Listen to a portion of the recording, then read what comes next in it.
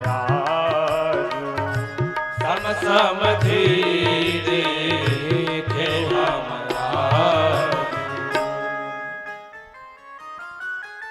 देवता लोग आपस में विचार करते हुए कहते हैं कि जब से हम लोगों को ब्रह्मा जी उत्पन्न किए हैं, जब से हमारा जन्म हुआ है, तब से लेकर के आज तक हमने लाखों की संख्या में विवाह देखे होंगे।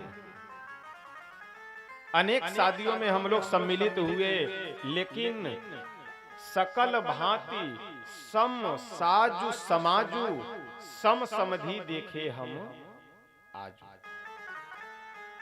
अच्छा, कितना सुंदर संकेत है शब्द में।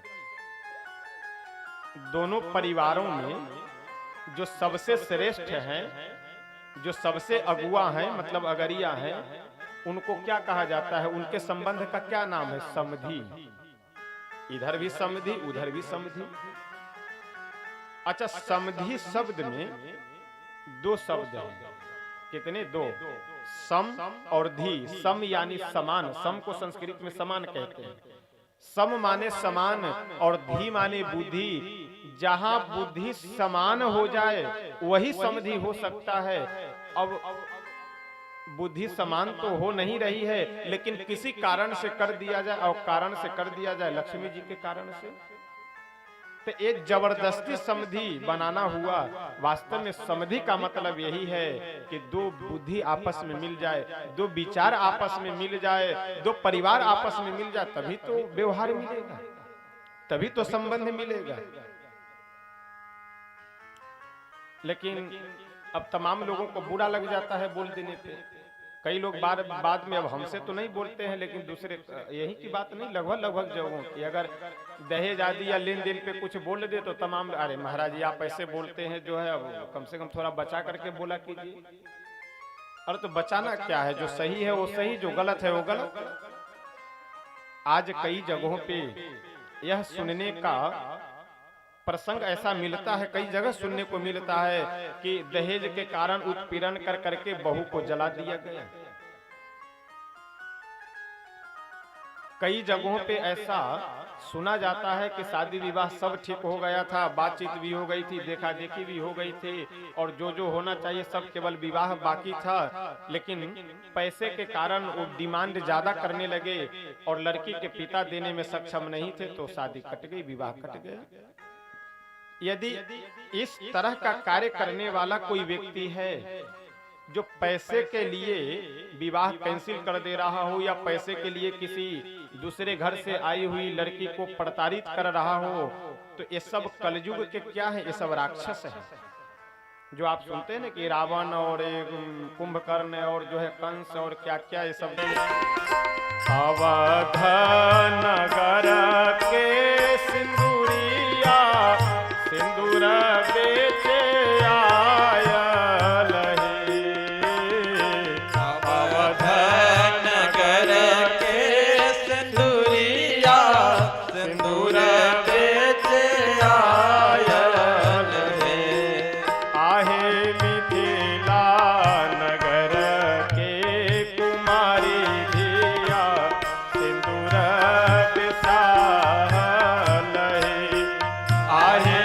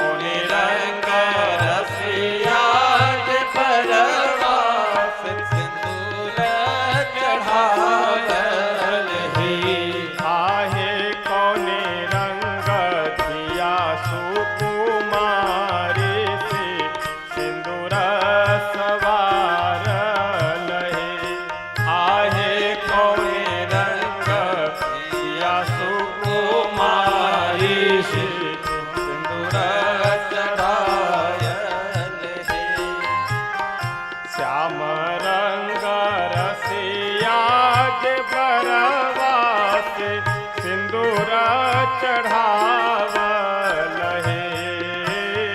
श्याम रंग रसिया के भरवा से सिंदूर चढ़ायल हे। आहे सिया धिया बारी सुकुमारी से सिंदूर सवारल हे। आहे सिया धिया बारी सुकुमारी से सिंदूर सवारल हे। और जब सिंदूर दान का प्रसंग हो रहा था उस समय मंडप में बैठे हुए जितने भी विप्र देवता थे, जितने भी बड़े बुजुर्ग थे, वह सब जय हो आकाश मंडल में विराजमान देवता लोग भी जय हो, क्योंकि सिंदूर दान के बाद ही श्री किशोरी जी पूर्ण रूप से प्रभु श्री राघवेंद्र सरकार के समर्पित हो जाती हैं और श्री सीताराम भगवान का विवाह लगभग अब पूर्णता की ओर है और विवाह अब हो चुका है, बस कुछ विधि विधान और बाकी है। तो जब सिंदूर दान का प्रसंग हुआ तो चारों तरफ जय जयकार होने लगता है। जय जय होता चाहूं और सुमन बरसावल हे। जय जय होता चाहो सुमन बरसावल हे। जय जय होता चाहूं और सुमन बरसावल हे। जय जय होता चाहो सुमन बरसावल हे। आहे कदम लता पद गावल सुनि सुख पावल हे।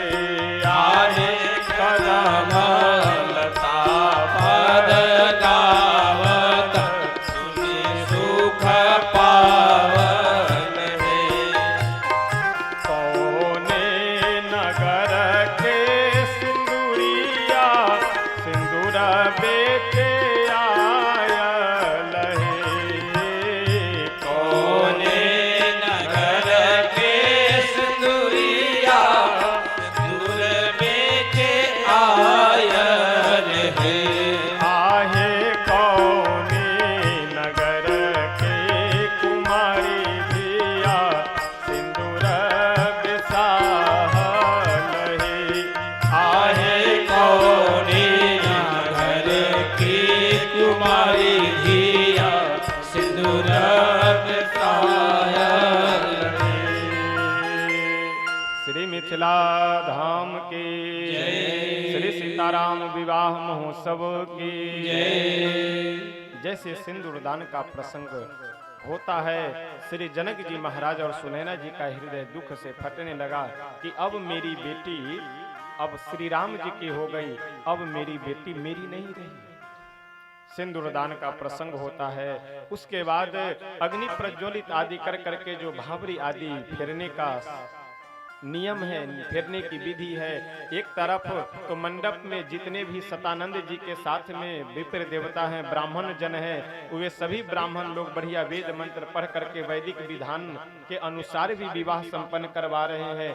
दूसरी ओर मिथिला की सखियां मिथिलानियां बैठ करके विधि के अनुरूप जब जो विधि आती है उस विधि का पद गा रही है, उस विधि की गीत गा रही है।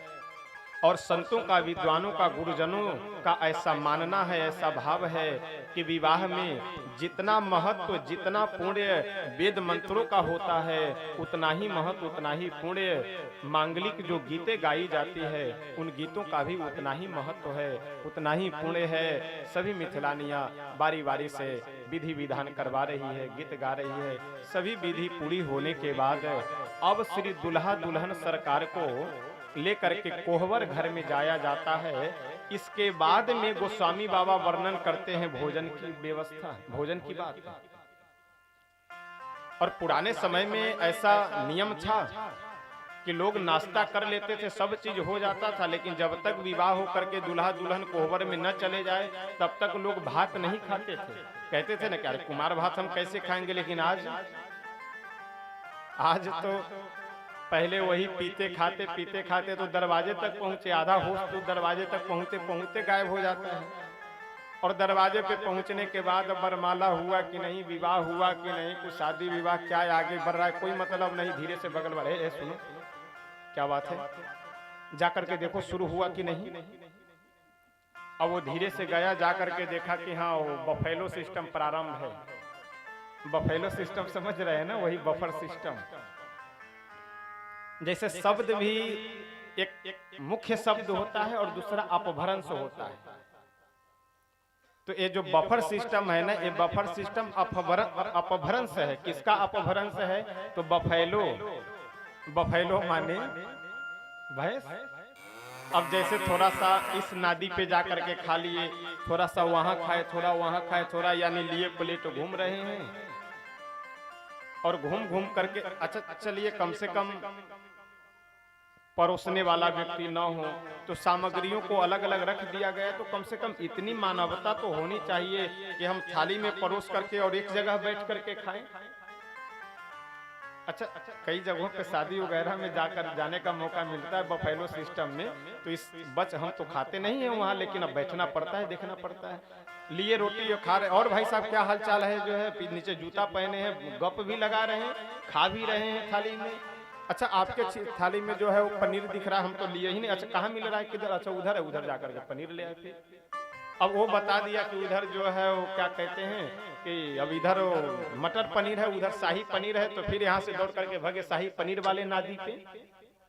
अब वहां से भगे तंदूरी वाले पे, तंदूरी वाले। अच्छा तंदूरी खाने से हमको पेट सही नहीं रहता है, तो वो आग में सेकी हुई रोटी कहाँ पे है, तो वो उस कोने पे हम लिए छिपा चले जा रहे हैं। ये क्या है? ये पशु के समान ही तो है। तो इसलिए मैं तो निवेदन करता हूं कि ऐसे शादी विवाहों में यदि आप जाइए, क्योंकि अब व्यवहार है तो जाना ही पड़ेगा, लेकिन एक दिन यदि आप भोजन नहीं करेंगे तो कोई मर नहीं जाएंगे। देखिए आज विचार में जो परिवर्तन, कई लोग कहते हैं ना कि आज लोगों में सहनशीलता, गंभीरता से थोड़ा सुनिएगा, कि आज लोगों में सहनशीलता की कमी होती जा रही है, एक दूसरे से प्रेम कम होता जा रहा है, एक दूसरे से लगाव कम होता जा रहा है। इसका सबसे बड़ा कारण है भोजन की अव्यवस्था। जैसे मन हुआ वैसे खा लिए, जहां मन हुआ वहां खा लिए, जिस स्थिति में मन हुआ उस स्थिति में खा लिए। तो यदि आप चलते चलते खा रहे हैं, क्योंकि जैसा आप खाएंगे अन्न वैसा होगा मन। और विशेष से आपको समझना हो तो आप मेडिकल साइंस के किसी टीचर से या किसी मेडिकल साइंस के जानकार व्यक्ति से आप समझ लीजिएगा कि भोजन का प्रभाव मन के ऊपर कितना पड़ता है। ये ब्रेन जो है, जब मेडिकल आप बायोलॉजी में, मेडिकल साइंस में ब्रेन को जब पढ़ेंगे तो ब्रेन 3 भागों में बटा हुआ है, जिसमें से एक भाग का नाम है हाइपोथैलेमस। वो जो हाइपोथैलेमस होता है उसका काम ही केवल इतना है कि आप जो अन्न खाएंगे, जो भोजन करेंगे, उसी अनुसार अपने आप को वह बना लेता है। और वह हाइपोथैलेमस जैसा बनता है मन वैसा ही हो जाता है। यदि आप गर्म भोजन करेंगे, यदि आप उग्र भोजन करेंगे तो हाइपोथैलेमस एकदम गर्म हो गया, क्रोधित हो जाएगा, तो आपका मन भी उसी अनुसार रहेगा। यदि आप सादा शांत भोजन करेंगे तो आपका मन भी शांत रहेगा। तो इसलिए पुराने जमाने में बुजुर्गों ने जैसा आप खाएंगे अन्न वैसा होगा मन, सीधे शब्दों में कहानी को बता दिए। आजकल मेडिकल साइंस वाले लोग उसको देख रहे हैं। शास्त्रों में भी यह कहा गया है कि जैसा आप आहार विहार करेंगे उसी तरह आपकी बुद्धि होगी। और एक चीज और भी है, ये आजकल जो जूठन खाने की परंपरा, जूठ और इन सब के प्रति जो लोगों का एकदम विचार समाप्त हो गया है, यह भी बहुत बड़ा कारण है आज समाज में उपद्रव फैलने का, विचारों में अव्यवस्था फैलने की जो कारण है। इसके पीछे गलत तरीके से भोजन और गलत भोजन एवं भोजन भी एक तो गलत तरह से कर रहे हैं और गलत तरीके से, और दूसरे में जो जूठन आदि खाने की जो व्यवस्था बन गई है ना, जूठन आदि का जो ज्ञान नहीं रह गया है, यह भी बहुत बड़ा कारण है। जूठा न कभी किसी का खाना चाहिए और ना ही किसी को खिलाना चाहिए। कई बार लोग कहते हैं ना कि जूठा खाने से प्रेम बढ़ता है, प्रेम बढ़ता है। अच्छा, जूठा खाने से अगर प्रेम बढ़ता है तो जितने लोग जूठन खाने वाले हैं आपस में सब में प्रेम होना चाहिए। अच्छा, अगर जब मना किया जाता है, इस व्यास गद्दी से मना करते हैं कि जूठा नहीं खाना चाहिए, तो कई लोग आकर के बाद में पूछते हैं कि महाराज जी क्या पति पत्नी भी जूठा नहीं खा सकते?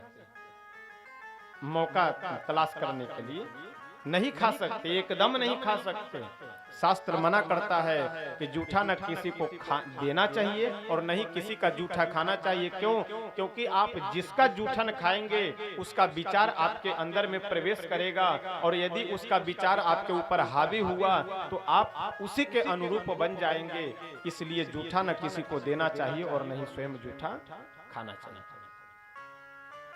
तो इसलिए भोजन की अगर आप व्यवस्था अपने घर परिवार में सुधारते हैं तो विचार भी सुधरा रहेगा, विचार भी सही रहेगा। और आज विचार बिगड़ने का सबसे बड़ा कारण है, समाज में सहनशीलता कम होने का सबसे बड़ा कारण है, आपस में प्रेम व्यवहार ये सब कम होने का कारण है कि भोजन की जो गलत भोजन करना, गलत तरीके से भोजन करना और एक दूसरे में आपस में जूठन आदि का प्रयोग करना, यह यदि 3-4 बातें आप अगर सुधार लेते हैं तो विचार में, परिवार में बहुत शांति और आनंद भर जाएगा।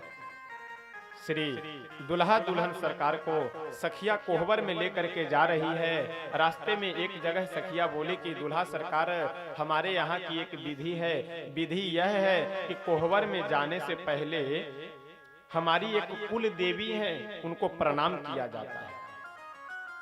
भगवान बोले कि हाँ हाँ चलिए, वो बताइए कहाँ पे कुल देवी है, प्रणाम कर लें उनको।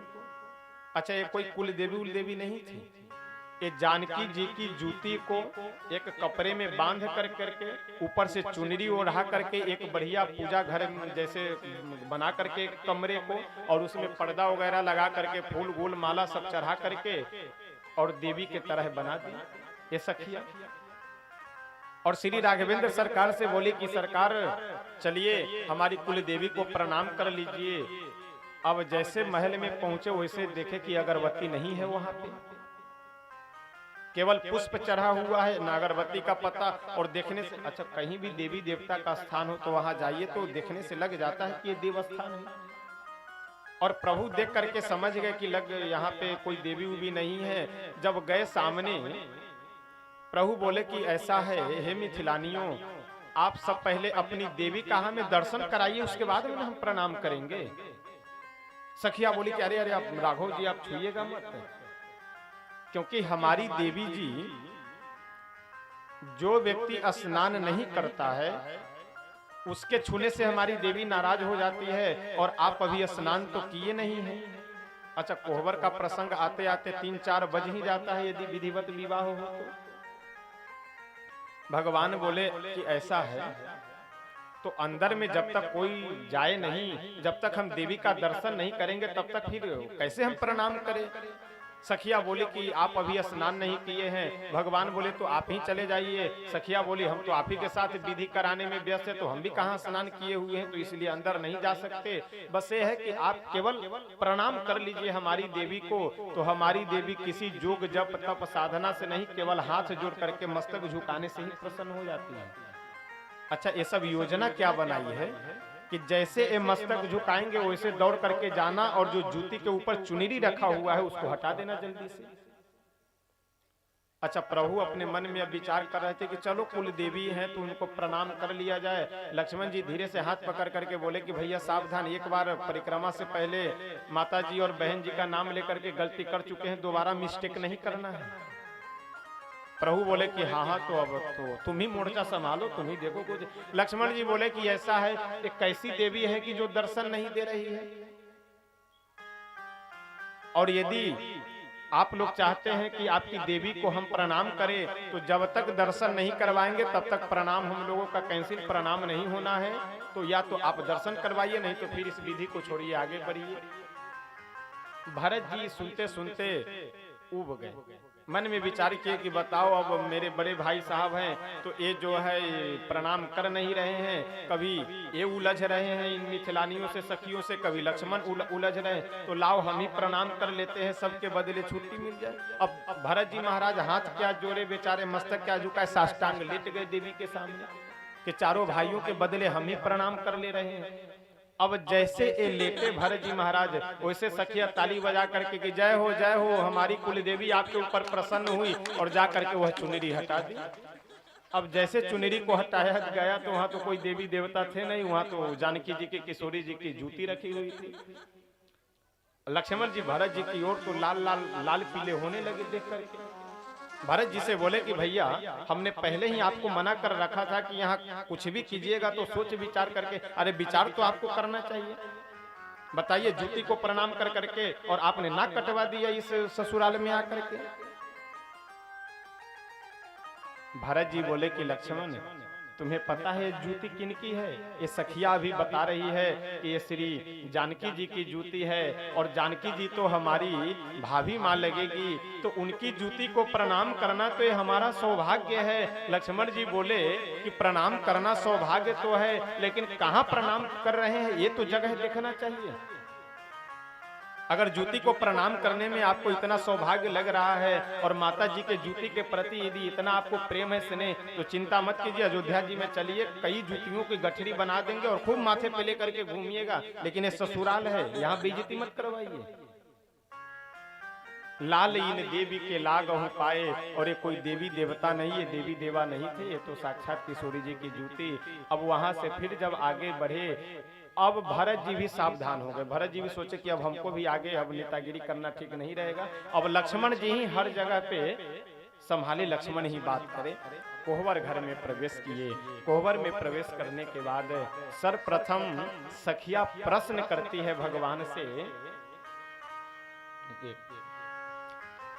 प्रभु से, श्री जो बड़े दुल्हा सरकार है उनसे प्रश्न करती हुई कहती है कि हे दुल्हा सरकार, जब से आप मिथिला में आए हैं ना, तब से हम लोगों को मौका नहीं मिल पाया है पूछने के लिए, लेकिन हम लोगों के मन में कुछ प्रश्न हिलोरे मार रहा है, और अब बढ़िया मौका मिला है। यहाँ कोई झंझट नहीं, कोई कहने वाला नहीं, कोई पूछने वाला नहीं, कोई आने जाने वाला नहीं।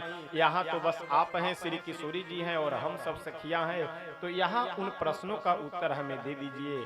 आइए इस भजन के माध्यम से श्रवण करते हैं कि क्या ये सखिया प्रश्न कर रही है। बताओ पहुना हो, बताओ पहुना, जे जे पूछता निबतिया, बताओ पहुना, जे जे पूछता निबतिया, बताओ पहुना, जे जे पूछता निबतिया, बताओ पहुना, जे जे पूछता निबतिया, बताओ पहुना, हो बताओ पहुना, हो बताओ पहुना, हो बताओ पहुना, हो बताओ पहुना, जे जे पूछता निबतिया, बताओ पहुना, जे जे पूछता निबतिया, बताओ पहुना, जे जे पूछता निबतिया, बताओ पहुना, जे जे पूछता निबतिया, बताओ पहुना, हो एगो बतिया सुन के मन में लागे अचरज भारी, एगो बतिया सुन के लागे मन में अचरज भारी। सखिया बोली कि हे दुल्हा सरकार, एगो बतिया सुन के मन में लागे अचरज भारी।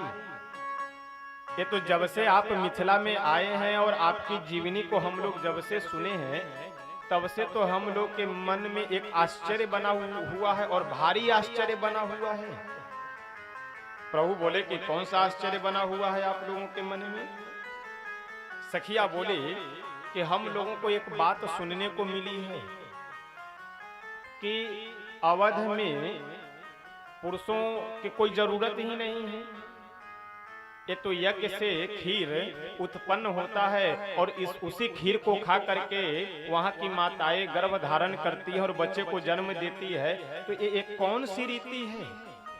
लक्ष्मण जी बोले हाँ हाँ हाँ, बिल्कुल आप लोग सही कह रही हो, सही बात है। हम लोगों का जो जन्म हुआ है वो अग्निदेव खीर लेकर के प्रकट हुए और उसी खीर के खाने से हम लोग का जन्म हुआ है।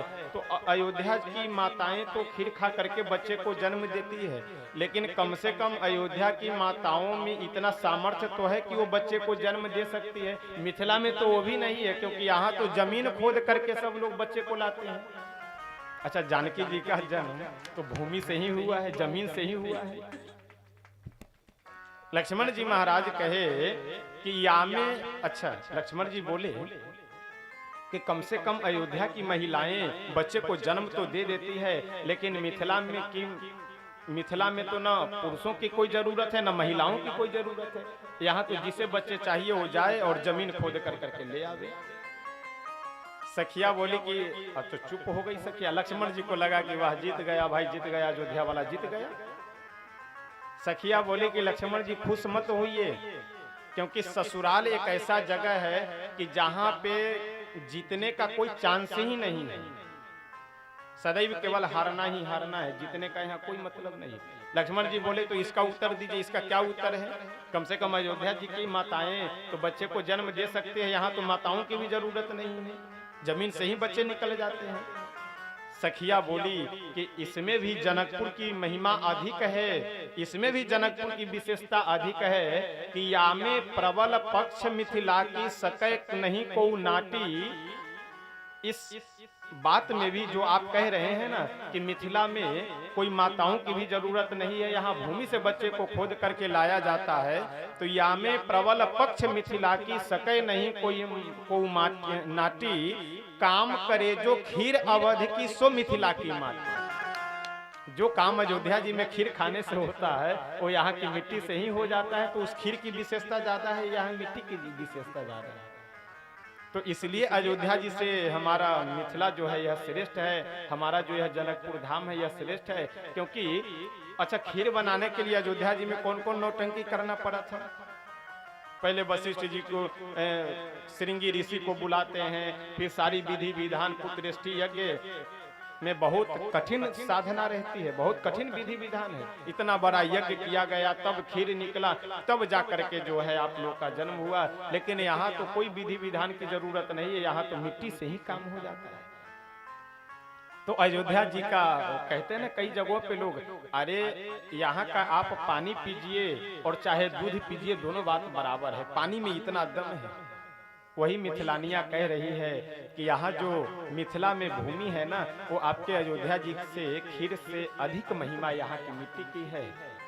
सखिया कहती है, एगो बतिया सुन के लागे मन में अचरज भारी, एगो बतिया सुन के लागे मन में अचरज भारी। खीर खाए बालक जन्मावे अवधपुरी की नारी, खीर खाए बालक जन्मावे अवधपुरी की नारी। कहू साच साच कछो न छिपाऊ पहुना, कहू साच साच कछो न छिपाओ पहुना। जे जे पूछता निबतिया बताओ पहुना, जे पूछता निबतिया बताओ पहुना। हो बताओ पहुना, हो बताओ पहुना, हो बताओ पहुना, हो बताओ पहुना। जे जे पूछता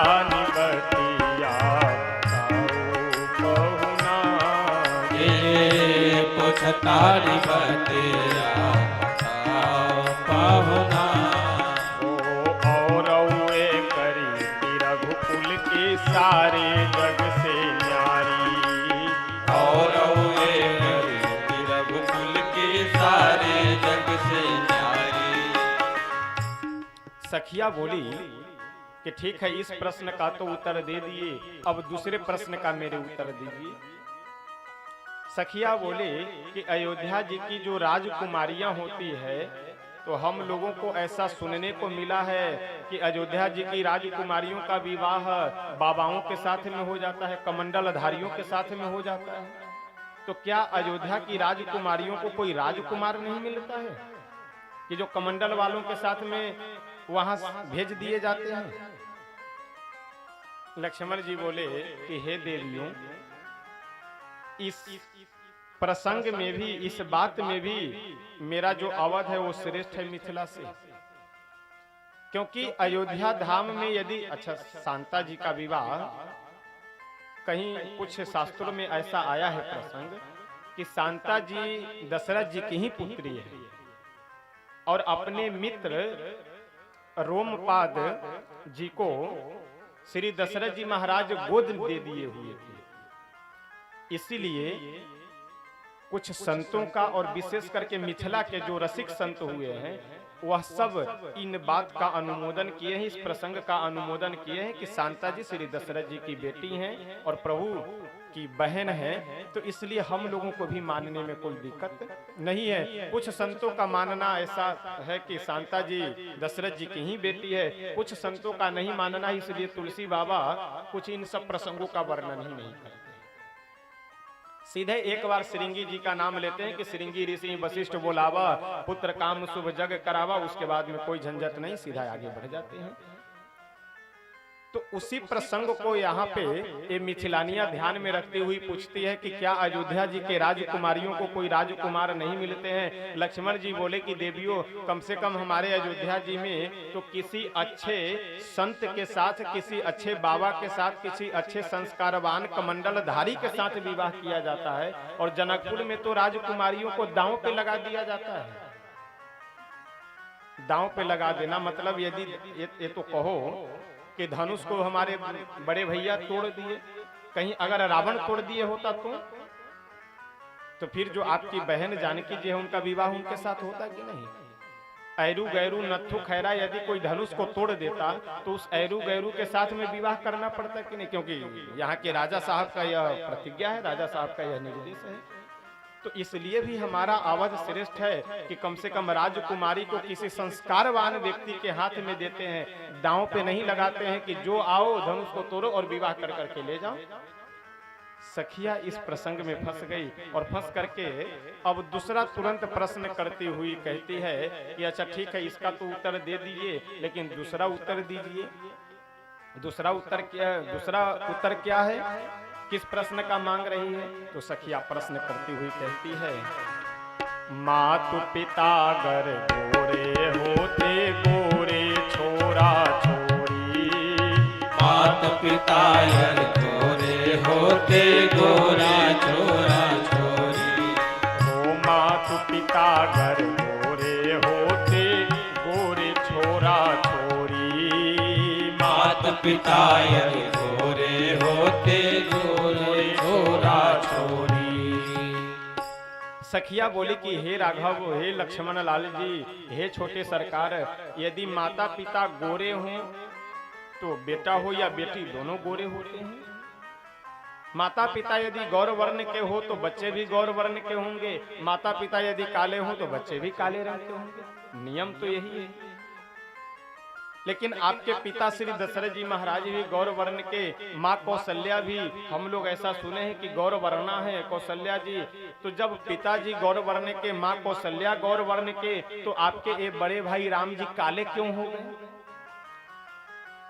इसमें कोई रहस्य तो नहीं है?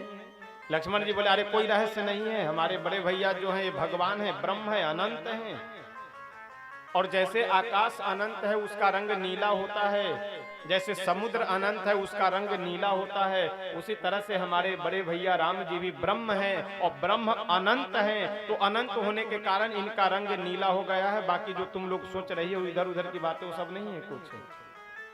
मातु पिता गर गोरे होते गोरे छोरा छोरी, मात पिता यदि गोरे होते गोरे छोरा छोरी, आप श्याम क्यों जब दशरथ कौशल्या गोरी, आप श्याम क्यों जब गोरे दशरथ कौशल्या गोरी, आप श्याम क्यों जब गोरे दशरथ कौशल्या गोरी, आप श्याम क्यों जब गोरे दशरथ कौशल्या गोरी, कहू साच साच किछु न छिपाऊ, कहू ना कहू साच साच किछु न छुपाओ कहु ना, जे पूछता निबतिया बताऊ, कहू ना जे पुछतारी भतिया बताओ कहु ना, जे पूछता निबतिया बताऊ, कहू ना जे पुछतारी भतिया कहु ना, हो बताओ कहू ना, हो बताओ कहू ना, हो बताओ कहु ना, हो बताओ कहु ना, जे पूछता निबतिया बताओ कहू ना, जे पुछतारी भतिया कहु ना, जे पुछतारी भतिया कहु ना। श्री मिथिला धाम की जय। सखिया बोली कि हे दुल्हा सरकार, मेरा तो यह निवेदन है, मेरी तो यह प्रार्थना है कि आप मिथिला में ही बस जाइए, मिथिला में ही रह जाइए। श्री छोटे सरकार लखनलाल जी बोले कि हम क्यों मिथिला में रहें, हम किस लिए मिथिला में रह जाएं, क्योंकि हमारे बड़े भैया तो अवध से चल करके आए हैं, धनुष को तोड़ दिए, ये तो जनकपुर वासियों के ऊपर उपकार हो गया। मिथिलानिया बोली कि ये जनकपुर वासियों के उपकार नहीं, ये तो आपके बड़े भैया के ऊपर उपकार हो गया कि जो हमारी श्री किशोरी जी इन्हें वरण कर लेती है। आप किस गुमान में भूल रहे हैं? लक्ष्मण जी बोले कि गुमान क्यों नहीं करेंगे, जिस धनुष को बड़े बड़े योद्धा लोग हिला डुला नहीं सके, उस धनुष को हमारे बड़े भैया तोड़ दिए, तो गुमान क्यों न करे। जानकी जी कि यह सहेलियां बोली कि ऐसा है छोटे सरकार, ये जो धनुष तोड़ने का जो आपके मन में गुमान हो रहा है, आपके बड़े भैया के मन में, आपके मन में, यह गुमान व्यर्थ है, यह निरर्थक है, क्योंकि मिथिला में आने के बाद श्री किशोरी जी की कृपा से धनुष तोड़ पाना संभव हुआ है। बाकी आपके बड़े भैया में तो इतना भी दम नहीं है कि फूल तोड़ सके। अरे फूल तोड़ने में तो पसीना आ रहा था, तो ये धनुष कैसे तोड़ देंगे? क्योंकि बगीचे में जब प्रभु पुष्प चयन कर रहे थे तो माथे पे, लीलार पे पसीने के बूंद दिखाई पड़े थे सखियों के। तो सखिया कहते हैं कि जिनको फूल तोड़ने में पसीना आ रहा हो, उनमें ये हिम्मत है कि वो धनुष को तोड़ देंगे। ये तो हमारी किशोरी जी की कृपा है कि ये धनुष को तोड़ लिए। लक्ष्मण जी बोले तो अच्छा ठीक है, मिथिला में चलो ठीक है, मान लेते हैं कि जानकी जी की कृपा है, किशोरी जी की कृपा है, लेकिन बक्सर में कौन सी जानकी जी की कृपा थी जो हमारे बड़े भैया मारीच को मार दिए, सुबाहु को मार दिए, तारका का वध कर दिए। सखिया बोली कि हे दुल्हा सरकार, बहुत सुंदर एक भजन का एक पद का लय है, कौना गुमान में भुलैला हो राघो जी, कौना गुमान में भुलैला। आप किस गुमान में भूले हुए हैं? धनुष तोड़ने के गुमान में? अरे गुमान मत कीजिए, ये गुमान तो आप कर रहे हैं किशोरी जी की कृपा से, जानकी जी की कृपा से। लक्ष्मण जी बोले कि अगर धनुष किशोरी जी की कृपा से टूटा है तो क्या तारका का भी वध किशोरी जी की कृपा से ही हुआ है? सखिया बोली बिल्कुल।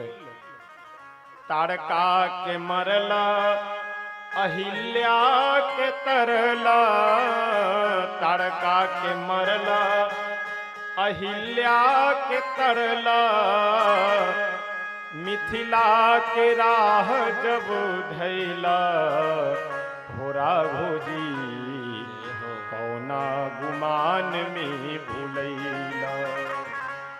जब अयोध्या जी में आप 15 वर्ष तक रहे तो अयोध्या जी में 15 वर्ष रह करके कौन सा आप योद्धा वाला एक भी काम किए हो तो बता दीजिए हमें। वो तो मिथिला के लिए जब आप अयोध्या जी से प्रस्थान किए तो मिथिला के लिए प्रस्थान किए, इसी में इतनी महिमा है। यानी मिथिला की यात्रा करना, जनकपुर की यात्रा करना, जानकी जी के दर्शन के लिए पैर आगे बढ़ाना, इसी का इतना महत्व है कि आपके बड़े भाई साहब इतने बड़े बड़े काम कर डाले, इतने बड़े बड़े योद्धाओं जैसे काम कर लिए, और मिथिला के लिए जब तक नहीं चले थे तब तक कौन से योद्धा वाला आप काम किए कि जब आप मिथिला के लिए चले हैं तभी ऐसे ऐसे अद्भुत कार्य हुए हैं। इसलिए ये सब जो कुछ भी कार्य हो रहा है यह सब श्री किशोरी जी की कृपा से, जानकी जी की कृपा से हो रहा है। ये सब जो आपका शान बढ़ा हुआ है ना, ये शान तो मिथिला के नाते बढ़ा हुआ है। बाकी जब तक मिथिला में नहीं आए थे तब तक कौन सा शान था। आइए एक भजन हम सब लोग पद श्रवण कर करके फिर अपने वाणी को विराम देंगे, बस कुछ 5-10 मिनट में ही। सभी मिथिलानियां कहती है कि दूल्हा सरकार, ये जो आपका शान शौकत बढ़ा हुआ है ये सब इस मिथिला की कृपा से और श्री किशोरी जी की ही कृपा से बढ़ा हुआ है। मिथिला के नातवा से बढ़ गई शान है, मिथिला के नातवा से बढ़ गई शान है। हमरा न चाहिए पाऊं जो गजब ध्यान है, हमरा न चाहिए पाऊं जो गजब ध्यान रे, हमरा न चाहिए पाऊं जो गजब ध्यान है, हमरा न चाहिए पाऊं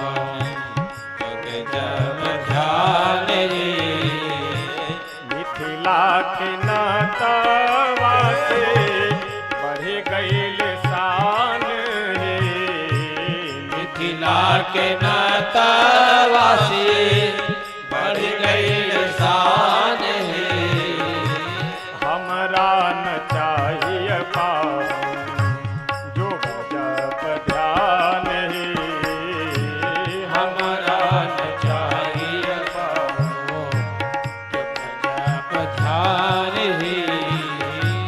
मिथिला जन्म भेला सुकृत महान है, मिथिला नाम भेला सुकृत महान है।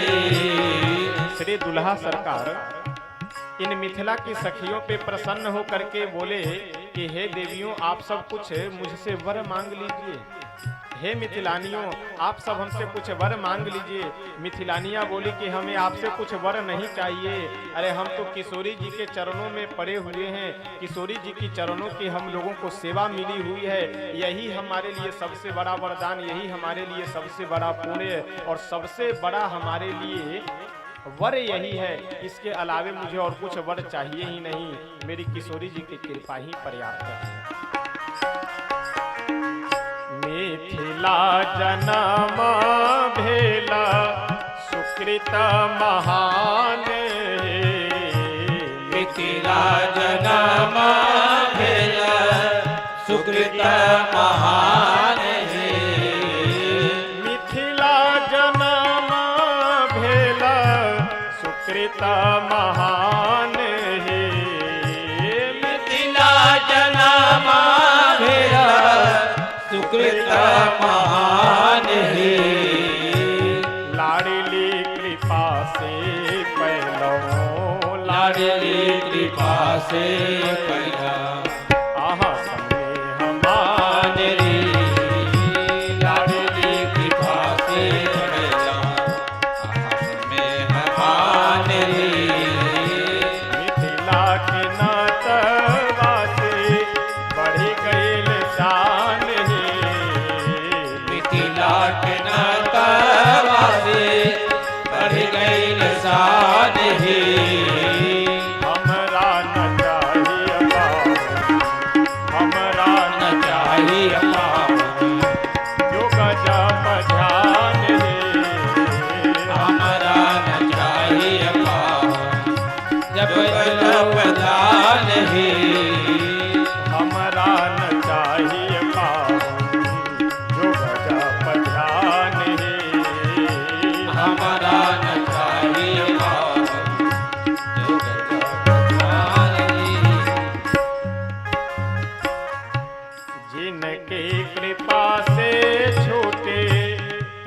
गुण महान है, जिनकी कृपा से छूटे त्रिगुण महान है, जिनकी कृपा से टूटे त्रिगुण महान है, जिनकी कृपा से छूटे त्रिगुण महान है, तिनका के कहलो तिनका के कहलो गांठी से बंधान है, तिनका के कहलो गांठी से महान है, तिनका के कहलो गांठी से बंधान है, तिनका के कहलो महान है, मिथिला के नतवा से बढ़ गईल शान है, मिथिला के नातवा से बढ़ गई शान है, ओ हमरा न चाहिए पाओ जो गजब ध्यान है, हमारा न चाहिए बाबू जो गजब ध्यान है, हमरा न चाहिए पाओ जो गजब ध्यान है, हमारा न चाहिए बाबू जो गजब ध्यान है, विश्वम्भर छथि विदित जहान है, विश्वम्भर छथि विदित जहान है, विश्वम्भर छथि विदित जहान है, विश्वम्भर छथि विदित जहान है, लारिली के अंगना में लारिली के अंगना में कुटै छथि धान है, लाडली के अंगना में महान है, लारिली के अंगना में कुटै छथि धान है, लाडली के अंगना में महान है, और इस पद के इस गीत के अंत में संत कहते हैं कि ये सभी मिथिलानियां प्रभु से निवेदन करती है कि हे दुल्हा सरकार, आप दोबारा जब कभी भी अपने ससुराल पधारे तो इस धनुष बाण को अयोध्या जी में ही रख करके यहाँ आवे, क्योंकि मिथिला में धनुष बाण का कोई काम नहीं है। और इसीलिए कई ऐसे उच्च कोटि के सिद्ध महापुरुष रसिक अपने मिथिला में रसिक संत हुए हैं कि जो भगवान का जब श्री विग्रह श्री दुल्हा दुल्हन सरकार का जब मूर्ति स्थापित करते हैं तो उसमें धनुष बाण नहीं रखते हैं। कई मंदिरों में आपको जो रसिक परंपरा के संत हैं उन मंदिरों में आपको धनुष बाण नहीं दिखाई पड़ेगा। इसीलिए क्योंकि मिथिलावासियों का यह भाव है कि यहाँ धनुष बाण का क्या काम, यहाँ तो आपका मंद मुस्कान ही पर्याप्त है मिथिलावासियों को मोहित करने के लिए। तो यहाँ तो आप केवल अपने मंद मुस्कान को लेकर के आइए, यहाँ पे धनुष बाण का कोई काम नहीं है।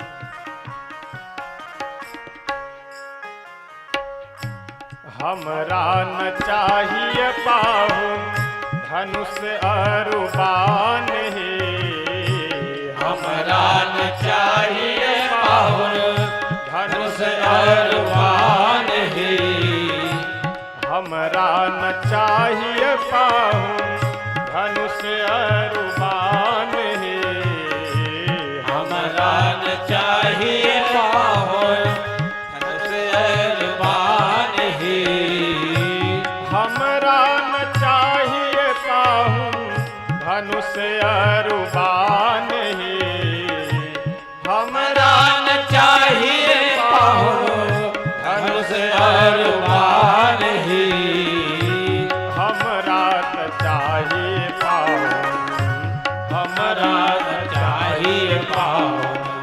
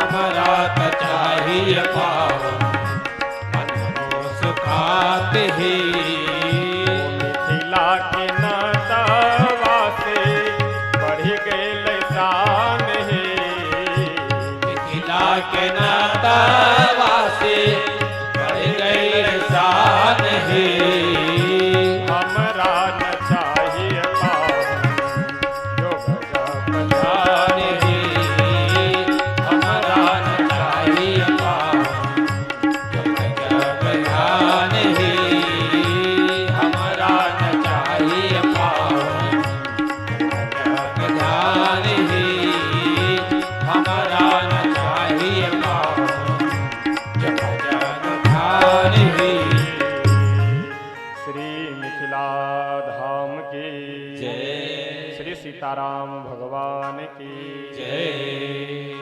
आनंद से कोहबर में श्री दुल्हा दुल्हन सरकार को विराजमान रहने दीजिए। अपने वाणी को यहीं पर श्री हनुमान जी महाराज के चरणों में विराम देते हैं। और कल अंतिम दिवस की कथा बची हुई है, तो ऐसे प्रारंभिक दिन से ही यानी 1 तारीख से ही भगवान भोले शंकर का षोडशोपचार पूजन पूर्वक पार्थिव लिंग बना करके प्रतिदिन इस श्री सीताराम नाम जप महायज्ञ में रुद्राभिषेक भी हो रहा है। तो मेरा तो विचार यह था कि पूरे 9 दिनों तक केवल विवाह प्रसंग पे ही कथा हो, लेकिन अब संक्षिप्त रूप में कल 5 से 10 मिनट के अंदर में विदाई वगैरह करवा करके फिर विवाह प्रसंग को प्रणाम कर करके कल हम सब लोग मुख्य रूप से शंकर भगवान का प्रसंग, शंकर भगवान के विवाह प्रसंग का हम लोग अवलोकन करेंगे, श्रवण करेंगे। क्योंकि यदि शंकर भगवान का प्रसंग न हो, शंकर भगवान की कथा यदि हम लोग नहीं सुने, नहीं कहें, तो थोड़ा अधूरा लगेगा। क्योंकि शिव समको रघुपति व्रतधारी यदि हमारे श्री सीताराम जी के सबसे अनन्य और सबसे बड़े भक्त कोई हैं तो हमारे भोले शंकर हैं। तो उनकी कथा को यदि हम सब लोग न थोड़ा बहुत भी यदि चर्चा करें, कहे, सुने, तो यह आयोजन थोड़ा अधूरा अधूरा सा लगेगा। तो इसलिए हम सब लोग कल 5-10 मिनट में यह विवाह प्रसंग को विराम देंगे, प्रणाम करेंगे। फिर उसके बाद भगवान भोले शंकर का चरित्र यथा समय यथा बुद्धि यथा समय स्थिति के अनुसार हम सब लोग श्रवण करेंगे। यहीं पे अपनी वाणी को विराम देते हैं श्री हनुमान जी के चरणों में। कल पुनः हम सब लोग यहाँ पर उपस्थित होंगे। आइए प्रेम से दोबारा भगवान नाम संकीर्तन करते हैं। सिया राम कहियो, सिया राम कहियो, सिया राम कहियो, सिया राम कहियो, सिया राम कहियो, सिया राम कहियो, सिया राम कहियो, सिया राम कहियो, सिया राम कहियो, सिया राम कहियो, सिया राम कहियो, सिया राम कहियो, सिया राम कहियो, सिया राम। ऐसा है कि अंतिम में अब 3 घंटे से हम बोल रहे हैं। कितना समय हो गया?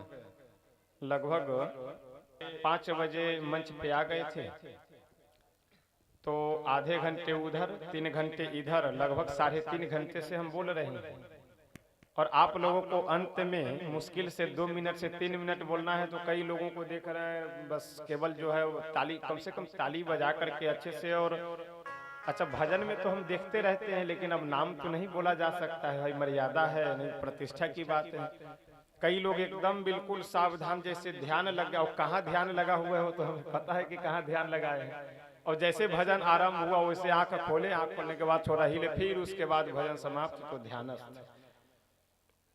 लेकिन चलिए कोई बात नहीं, अगर बाहर में घर पे हो सकता है कहीं नींद ना आती हो, तो अब तुलसी बाबा भी कहे कि तुलसी पूरब पाप ते हरि चर्चा न सुहाए। तो जैसे ज्वर के ताप से भूख विदा हो जाए, तो पूर्व जन्म का जो कुछ आपका अपराध है, जो कुछ कुकर्म है, वो कथा में कैसे जगने देगा आप।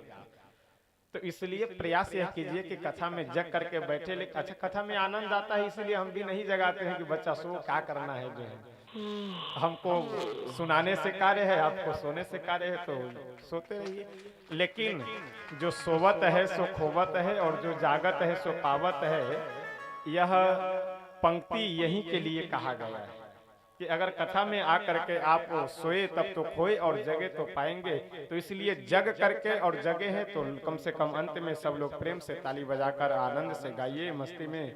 सिया राम कहियो, सिया राम कहियो, सिया राम कहियो, सिया राम कहियो, सिया राम कहियो, सिया राम कहियो, सिया राम कहियो, सिया राम कहियो, सिया राम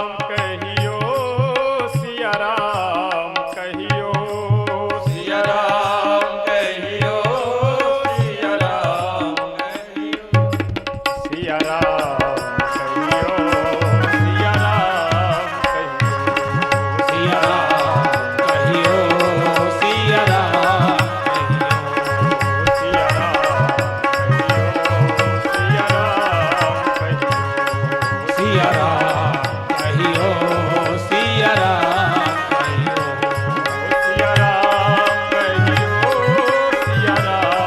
कहियो सिया राम कहियो सिया राम कहियो सिया राम कहियो सिया राम कहियो सिया राम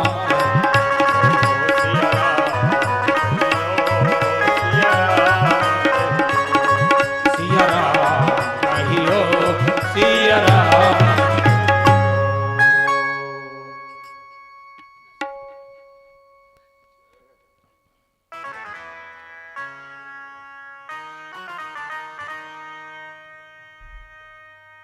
आप सब अपने अपने जगह पे खड़े हो जाएं।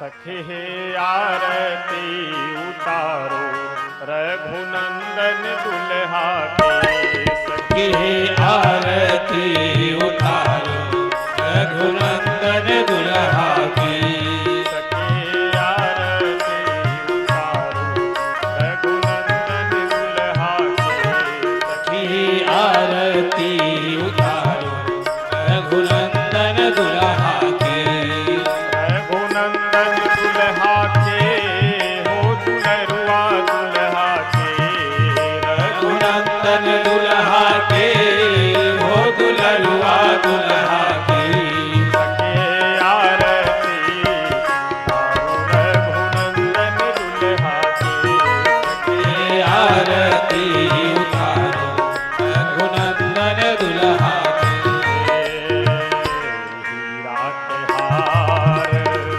मोरलर मोती है हीरा के हार मोरलर मोती है चपकन चारू पियौती धोती है चपकन चारो बियाहुती धोती है देखो चरण महावर कर कंगन दुल्हा के देखो चरण महावर कर कंगन दुल्हा की सखे आरती उतारो रघुनंदन दुल्हा के सखे हे आरती उतारो रघुनंदन दुल्हा की सखे आरती उतारो रघुनंदन दुल्हा के सखे हे आरती उतारो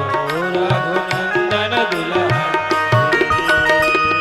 नयन कजरवा अलग घुंघराली नयन कजरवा अलग घुघराली कनवा में कुंडल सोहे ओठवा पे पान की लाली कनवा में कुंडल सोहे ओठवा पे पान की लाली चमके लीलरा पे लाल लाल चंदन दुल्हा की चमके लीलरा पे लाल लाल चंदन दुल्हा के सखे आरती उतारो रघुनंदन दुल्हा की हे आरती उतारो रघुनंदन दुल्हा की रघुनंदन दुल्हा के हो दुलरुआ दुल्हा के रघुनंदन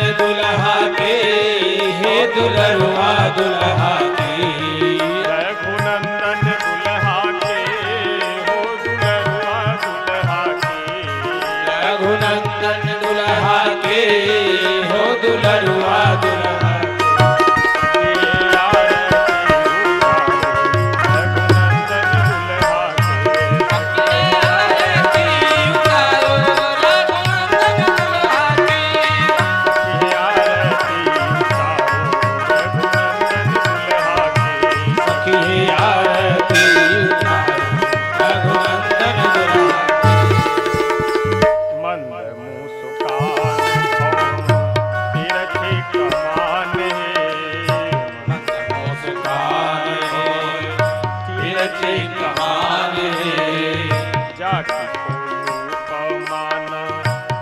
सकल जहान ही जाने कोई उपमान सकल जहान ही कोटि काम छवि बारू अंग अंगन दुल्हा की कोटि काम छवि बारो अंग अंग दुल्हा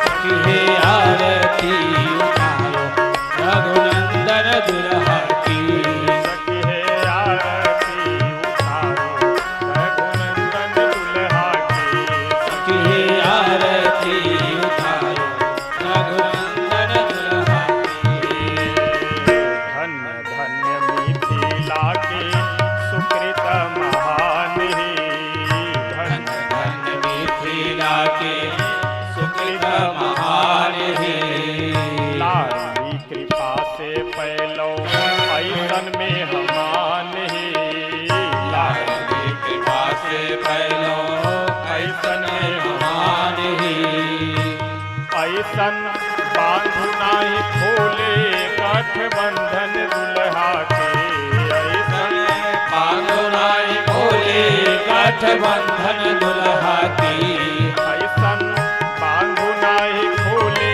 गठबंधन दुल्हा के ऐसन पागुनाई भोले गठबंधन दुल्हा की सके आरती उतारो रघुनंदन दुल्हा के सखी आरती उतारो रघुनंदन दुल्हा की रघुनंदन दुल्हा के हो दुलरुआ दुल्हा के रघुनंदन दुल्हा के हो दुलरुआ दुल्हा की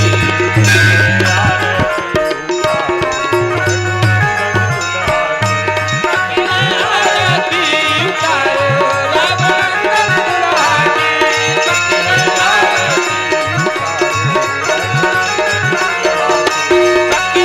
आरती उतारो रघुनंदन दुल्हा की त्वमेव माता कष्टा त्वमेव बन्धु कष्टा त्वमेव विद्या सर्वं त्वमेव सर्वं वन्देव कर्पूरगौरं करुणावतारं संसारसारं भुजगेन्दः सदा वसन्तं हृदयारविन्द भवन् भवामि सतं नमामि सखी आरती उतारो रघुनंदन दुल्हा की सखी आरती उतारो रघुनंदन दुल्हा की सखी आरती उतारो रघुनंदन दुल्हा की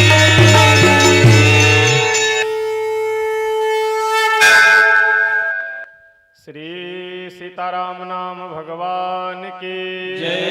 श्री अयोध्या धाम की जय। श्री सरयू मैया की जय। श्री मिथिला धाम की जय। श्री कमला विमला की जय।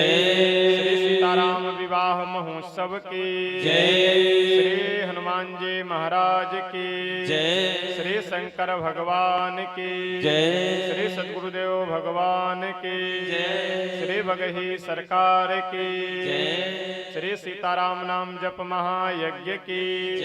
जय जय सीताराम हर हर महादेव सर्वे भवन्तु सुखिनः सर्वे सन्तु निरामयाः सर्वे भद्राणि पश्यन्तु मा कश्चित् दुःखभाग् भवेत् हरि ओम शांति शांति सुशान्तिर्भवतु।